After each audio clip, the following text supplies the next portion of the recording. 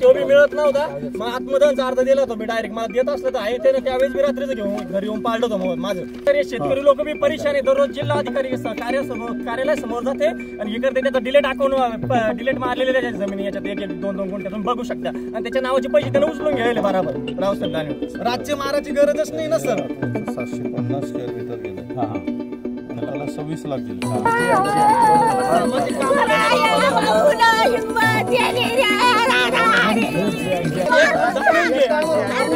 4-5 वर्षापासून घटपट चालू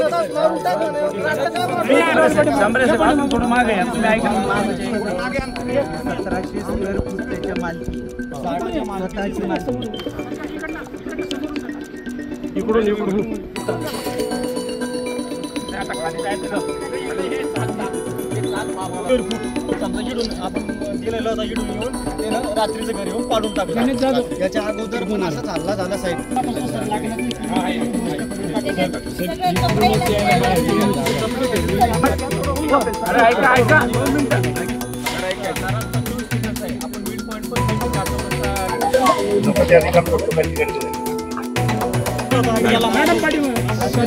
रात्री 12:30 वाजले गणपतीची सवण जागा केली. म्हणलं उद्या सकाळी आपण गणपती काढायला.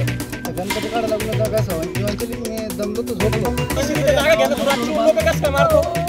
आले ते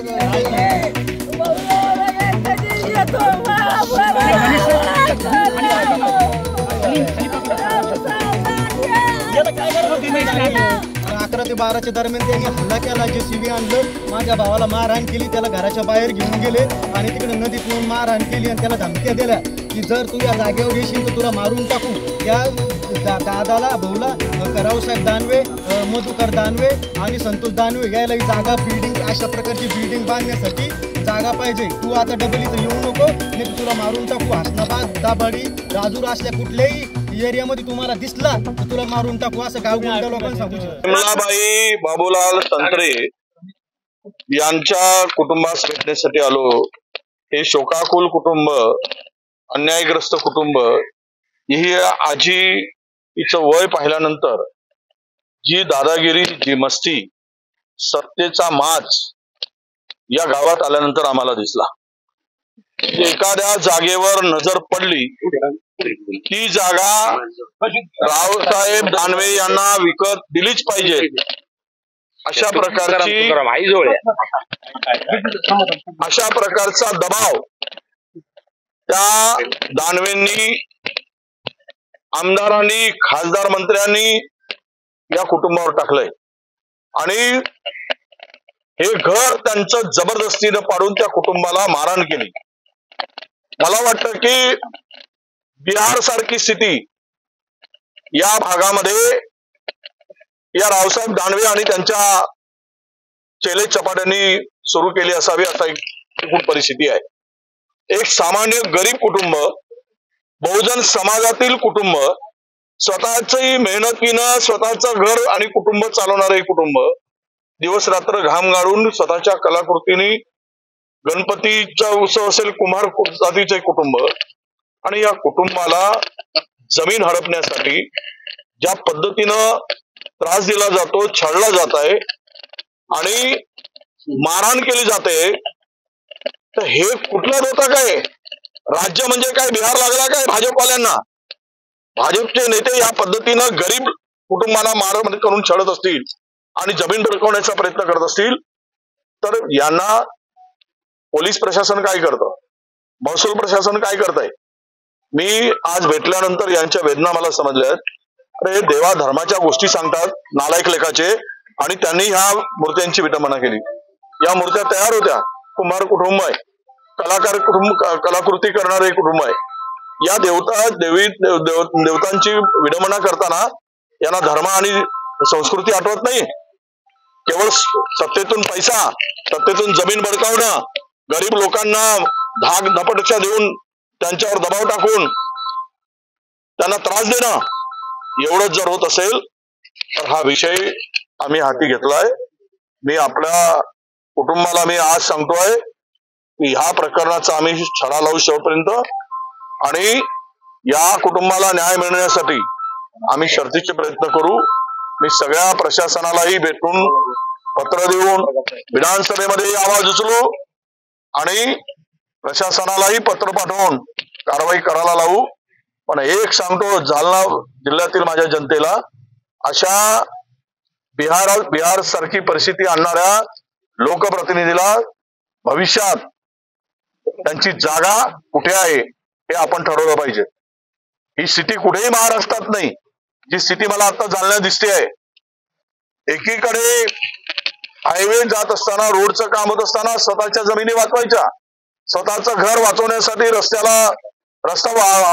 सरळ रस्त्याला मोड द्यायची आणि दुसऱ्यांच्या जमिनी हडपण्यासाठी त्या कुटुंबाला बेघर करायचं, त्याचं घर पाडायचं, त्याला मारहाण करायची. मला वाटतं ही मस्ती जी आहे ती सत्तेतून आणि पैशातून आलेली मस्ती आहे. ती मस्ती महाराष्ट्रामध्ये आणि लातूरकर पुढच्या दिवसामध्ये, जालनाकर पुढच्या दिवसामध्ये चिरवल्याशिवाय राहणार नाही. आणि आता जो काही दिवा त्यांचा थोडासा फडफडतोय तो लवकरच राजकीय दिवा विझेल, त्यावेळेस त्यांची जागाही त्यांना दिसेल असं मला पूर्णतः दिसते आहे. मी सर्वतोपरी या कुटुंबाच्या पाठीमागे मदत करण्यासाठी उभा आहे. शासनाकडून काय मदत मिळायची, यांना पोलीस प्रशासनाला आणि सांगतोय, मी पत्र पाठवणार आहे, यांचं संरक्षण करण्याची जबाबदारी ही आता पोलीस विभागांची आहे, महसूल कलेक्टरची आहे. मी त्यांनाही दोघांनाही पत्र देणार आहे. आणि या कुटुंबाला जर उद्या काही झालं असेल तर यांच्या कुटुंबाच्या उद्या जीव गेला, यांना कुणा काही दगाफटका झाला तर रावसाहेब दानवे आणि त्यांचं कुटुंब यासाठी जबाबदार ठरतील. हे सुद्धा संतोष दानवे हे जबाबदार ठरतील, मधुकर दानवे हे जबाबदार ठरतील. असं पत्र त्यांच्यावर उद्या जबाबदारी फिक्स करा, अशा पद्धतीचं पत्र सुद्धा मी देणार आहे. परंतु होऊ नये, रावसाहेब दानवे आणि संतोष दानवे यांच्या विरोधामध्ये पोलिसात तक्रार देखील नाही, अज्ञात व्यक्तीविरुद्ध तक्रार नाही. ते या संदर्भात यांनी नाव दिलेले आहे, यांच्याकडून स्पष्टपणे नावं गेलेले आहेत. त्यांच्यावर कारवाई करावंच लागेल. कोण करत नाही तर ते आम्ही पाहू. सर, तुम्ही समोर येत आहेत, चर्चाही होती या बातमीची, मात्र ज्या विभागाने ही अक्वायर जमीन केलेली ते विभाग मात्र समोर येत नाही. नाही, विभाग समोर येत नाही. त्या विभागाने त्यांचा 111 स्क्वेअर मीटर जागा जी गेली, साधारणतः 1100 स्क्वेअर फीट, त्यांचा 13 लाख मोबदला मिळाला आहे त्यांना.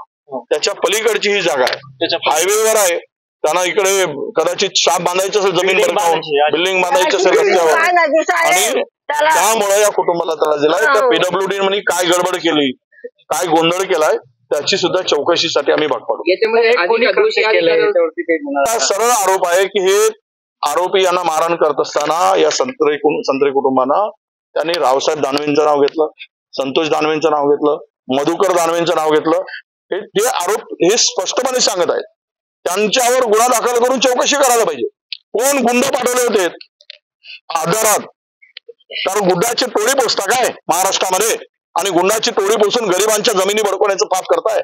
तर त्यामुळे ही दुसरी वेळ या कुटुंबावर मारलं होतं, रक्त काढून माझ्या आईला मला मारलं होतं. त्यामुळं त्यावेळेस यांनी जे नाव सांगतायत त्यांच्यावरती कारवाई व्हावी हीच त्यांची मागणी आहे.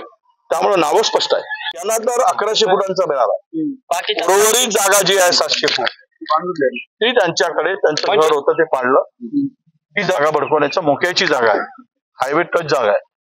त्यामुळे ती जागेवर त्यांचा नजर होती, त्यांचा डोळा होता, म्हणून ही घटना त्यांनी घडवली. बाकीच्या शेतकऱ्यांनाही मोबदला मिळाला नाही. ते आता ह्यांना मिळाला, ज्यांचे गरीब लोकांना व्हॅली कोण, जे स्वतःचं घर भरणारी जी मंडळी आहे त्यांना शाळेमध्ये राहते ते बाकीचे, त्यांना अजूनही मोबदला मिळाला नाही. त्या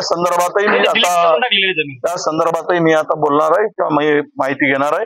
आणि ज्यांना मोबदला मिळाला नाही त्यांचं जर स्वतंत्र पत्र आलं तर कशामुळे थांबलाय त्याची चौकशी आम्ही करू.